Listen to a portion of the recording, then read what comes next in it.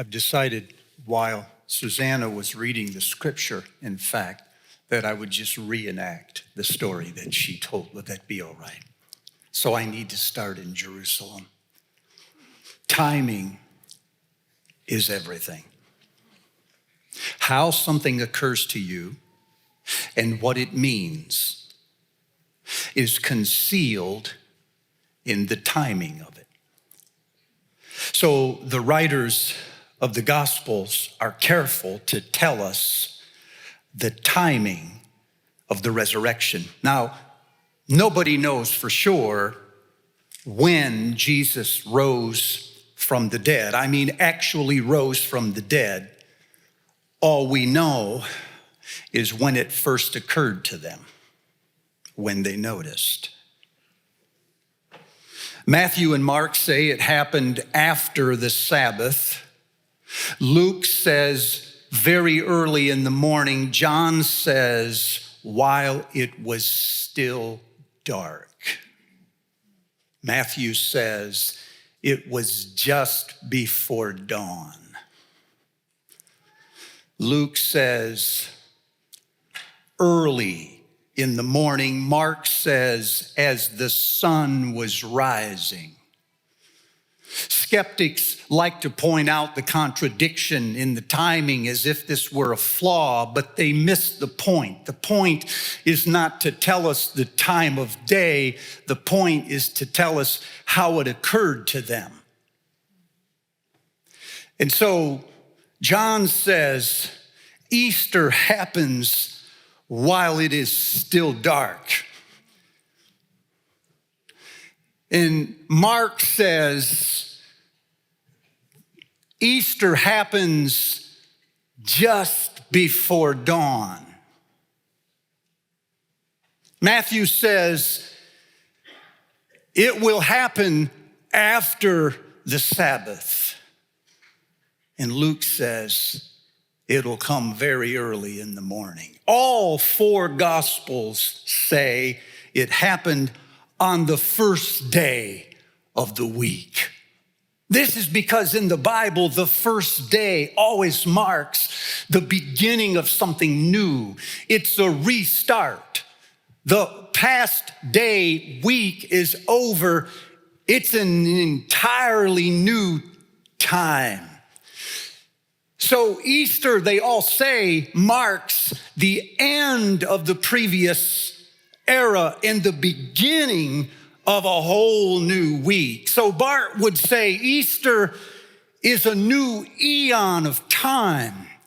It's a new shape of the world. It's when everything we know of has changed on the first day of the week.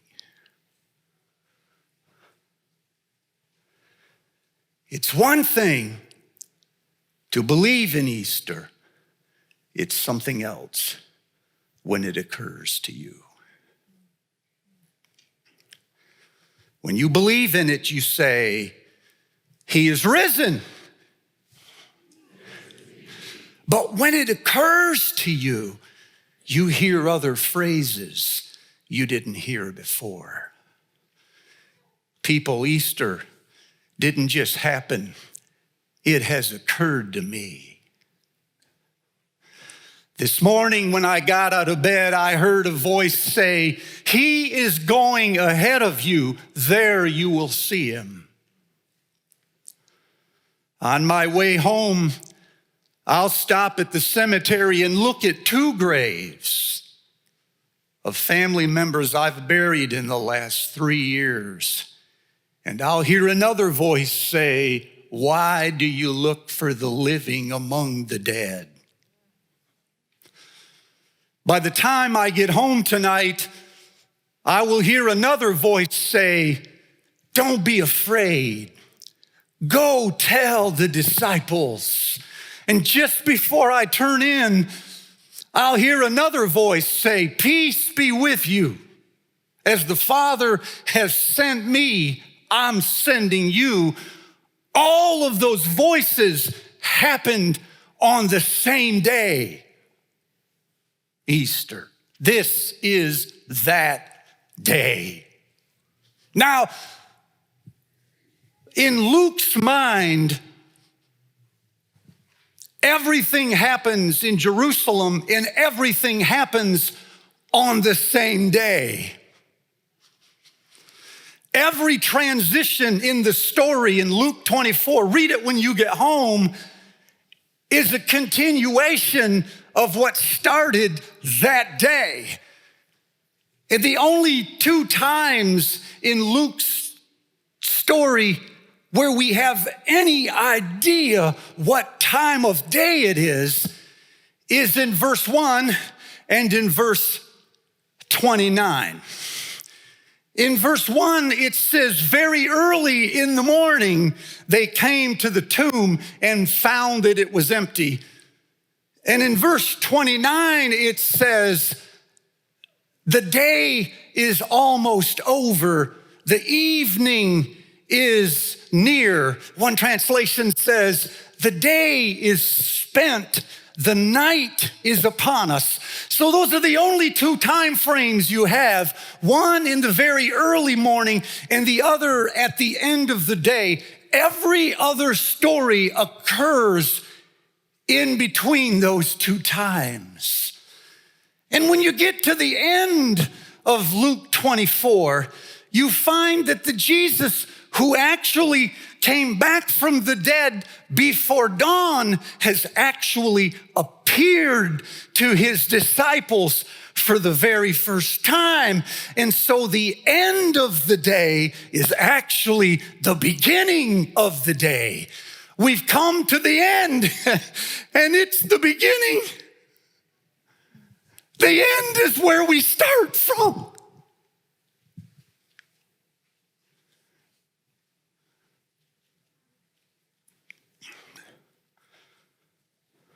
I'm just playing with words until it occurs to you. And when it becomes your story,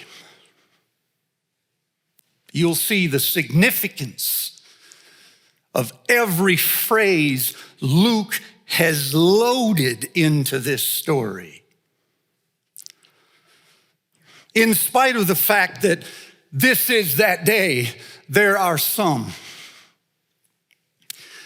who are stuck. What's hard to believe is that Jesus could be alive again. And the people, the religious people, he never appeared to anyone who didn't already believe. The religious people who are supposed to believe this, the ones of us that are closest to the action, are actually the ones who are struggling. And so there is this beautiful story of two disciples on the road to Emmaus. The road to Emmaus, as Susanna read, is a 7-mile, 2.5-hour stretch that leaves Jerusalem, where the community was gathered. We know that they were there at the beginning because they allude to the women's reports. They talk about our companions who went to the tomb and tell us that the tomb is empty, but him they did not see. So this road to Emmaus is a road of departure. It represents people that have followed Jesus as long as they could, but enough is enough. And they are disillusioned and they're still in shock. We will learn later that they are foolish and slow of heart to believe. And this doesn't mean people that they were stupid. This means that they have not yet oriented themselves around the things they once said was true. They heard it, they even believed it, but it hasn't occurred to them yet. And so their heart is slow. They say that a message can travel around the world in seconds, but that last 12 inches from the head to the heart can take years. And so they've heard the message and they've processed it like we have this morning. They've taught it and they've studied it and they've professed it, but it hasn't taken hold of them. And so it's not there when they need it. And it's partway through the day, it's the third day, and nothing has happened, they think. And they start on their journey. Oh, this is like so many of us in the room right now. Is it not?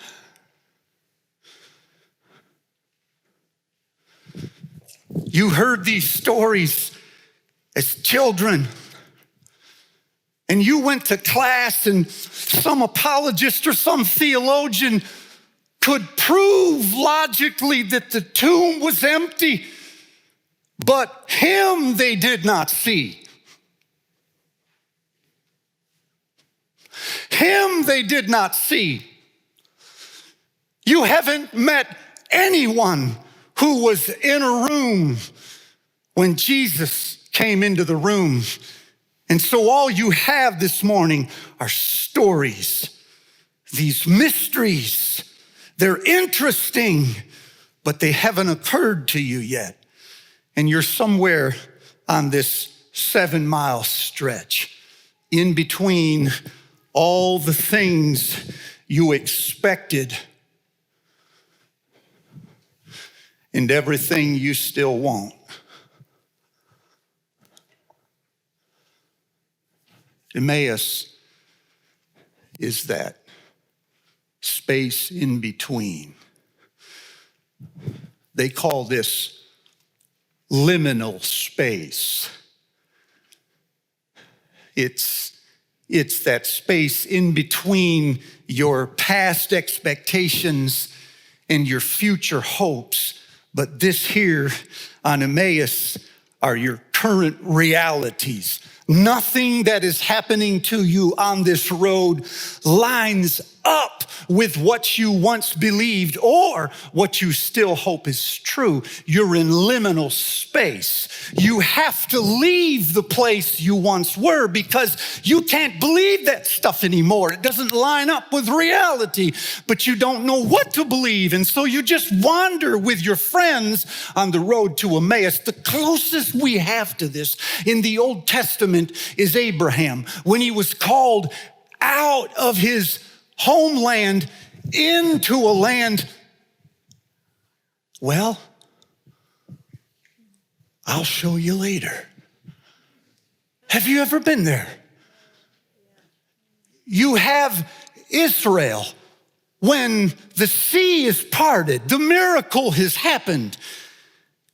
And you begin an 11-day walk to the promised land that takes 40 years.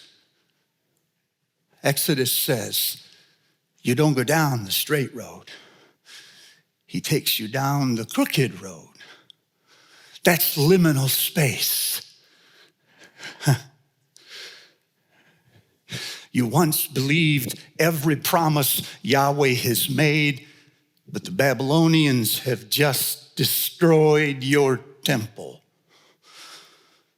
And all you have left now is a dream of rebuilding it. You're in liminal space. I think that there are many in that space this morning. People, it's been a year, hasn't it? Can we just take a moment and exhale? We have lost family and we have lost friends. And more than that, we have lost our confidence. We've lost our swagger, our cheerfulness, our hope, our spontaneity, our freedom, our laughter has been muted. When I ask people, what's different from a year ago? You know what they say? They say, I don't take as many chances as I used to take. I don't plan things the way that I used to plan them because I've learned everything can change in a moment. Some people talk about the narrowing of a bandwidth of emotions. They say, you know what used to be hysterical is now only funny. And what used to be tragic is just another loss. How many of these have we racked up in the last 12 months? A year ago, this room was empty. It would stay that way more than 3 months. I didn't think we'd ever get back. By the sounds of it, I don't think we'll ever get these masks off either. We're in liminal space. Can't live the way we used to. But we don't know where the heck we're going. Here's the beauty of the story. On the road to Emmaus, Jesus catches up with them. Every other road in the Gospels is his road. And he's always calling us onto his road that heads to Calvary. Not after Easter. After Easter, it's our road. And he's the one who catches up with us. You know what this means? It means that if I have just described you a moment ago, or if I've described somebody that you know and love, and you start to sense they're drifting from religion, if there are people that are not here this morning and you wonder if they're ever coming back, the numbers I'm hearing is about 33% of all people that were regular attenders a year ago are no longer attending online or in person. Their churches still think, oh, they're watching, but they're gone on the road to Emmaus. They can't do that anymore. So they've drifted. And some of them are your friends. And you wonder if you'll ever see them again. Here's the good news. Wherever they are, Jesus will find them. In fact, he may have found them already, only they don't know it's him.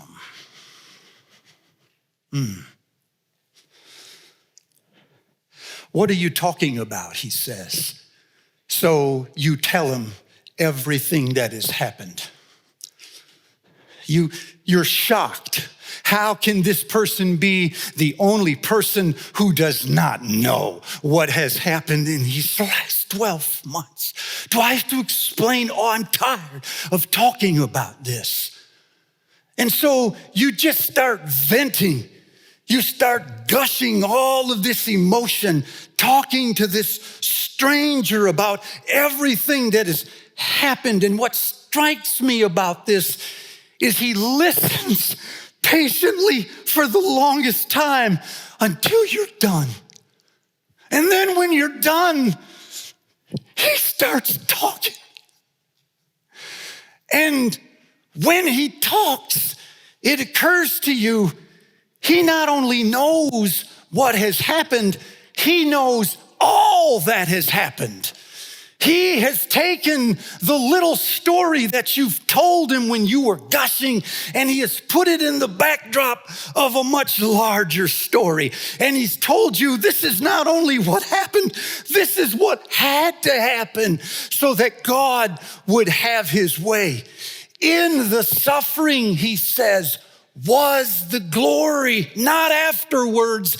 It was in that very moment. It was while you were mourning, you were comforted, not afterwards. You never had to leave the dilemma to find him. He was always there, and it was always inside the scope of his beautiful plan. So you stop talking and you start listening. And it occurs to you that you and the stranger are talking about the same thing, but you're talking about it in very different ways. And he seems so right. And you want to believe. But you're nearing the end of your journey. And there is this accidental moment where, well, the NIV puts it beautifully. It says, as they arrived at home, he pretended to be going farther. Oh, I love that. Isn't that beautiful? There's this awkward moment when they're at the door, I think, to their house, and it's like Jesus stops for a second, and the look in his eye is this it? Was that just a sermon? But the look in his body is, I'm ready to go on. And in this very subtle, incidental, almost accidental moment, one of them just blurts out, come on and stay the night. The day is almost over and the night is upon us.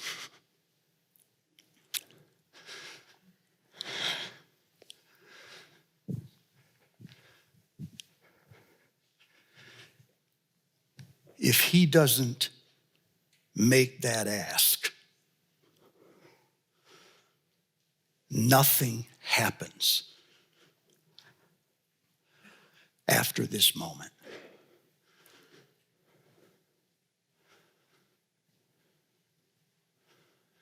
Everything that follows that awkward moment where they decide to invite him in. So he goes in,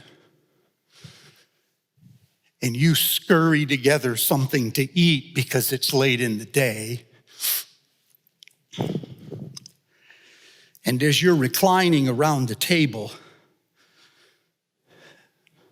you start to notice these actions. You've seen them before. It says in the story that he took the bread and he gave thanks, and then he broke it and he gave it to them. And when he did that, the lights come on, don't they? You realize this is not a stranger at all. This is him. He's back.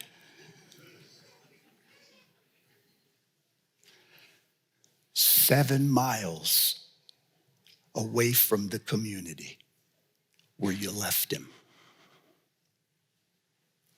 He's back in the heart of your confusion, your pain, your disillusionment with religion.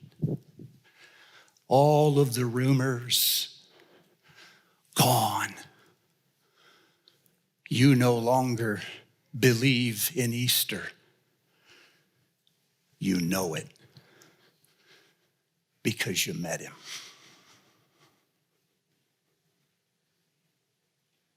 And you met him at the table.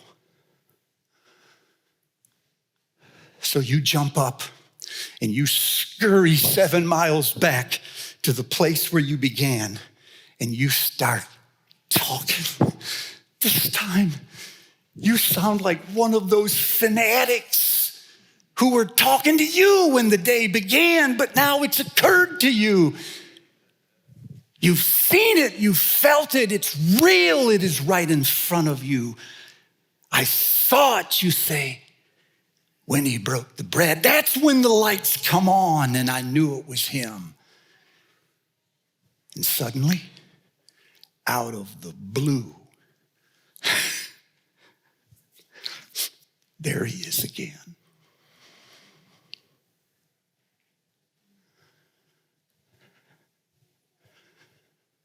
And the road to Emmaus, well,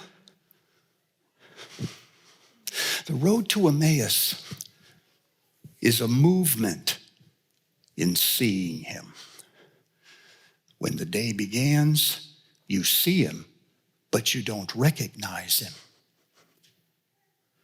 And when the day ends, you recognize him, and he vanishes from your midst. Now you recognize whom you can't see. You weren't only looking in the wrong places, you were looking in the wrong way. Christ is present always where his people gather. Every time the bread is broken, whenever the scriptures are read, whenever the body gathers, Christ is present again.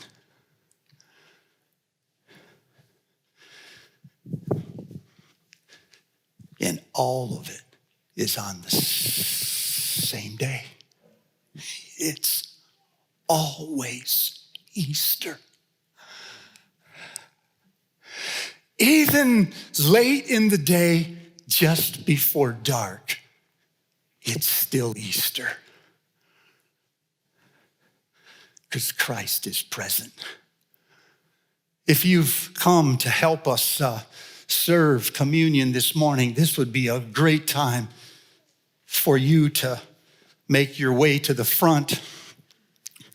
I want us to reenact as much as we can that moment where the bread was broken and their eyes were opened, and the moment they recognized him, he vanished, and yet they knew he was still there.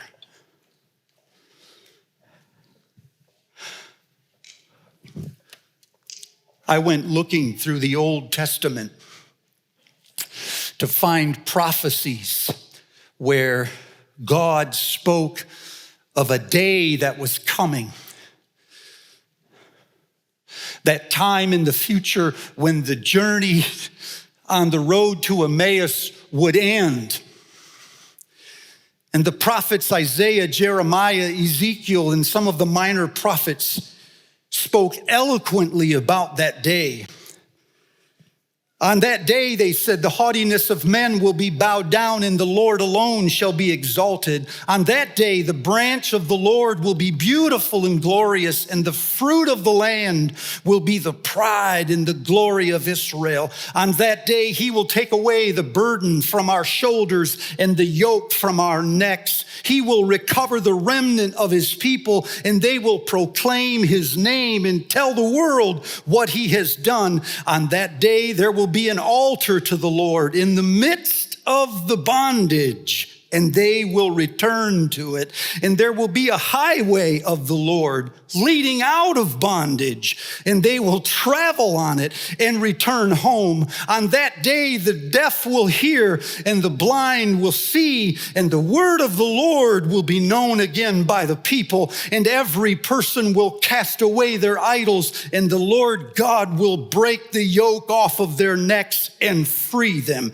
God himself will deliver them on that day, and they will not be given over to others when they are afraid.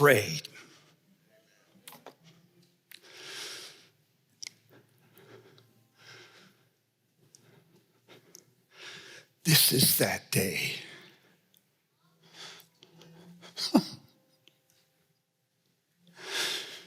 Jesus said the time is coming and has now come when those who hear the voice of the Son of Man will live. Church, now is that time, and this is that day, and it will never end. So however it feels for you this morning, however tired you are, however confused, however many rumors you can't put down of empty tombs and proof of this or that, we have prayed this morning that you would see him.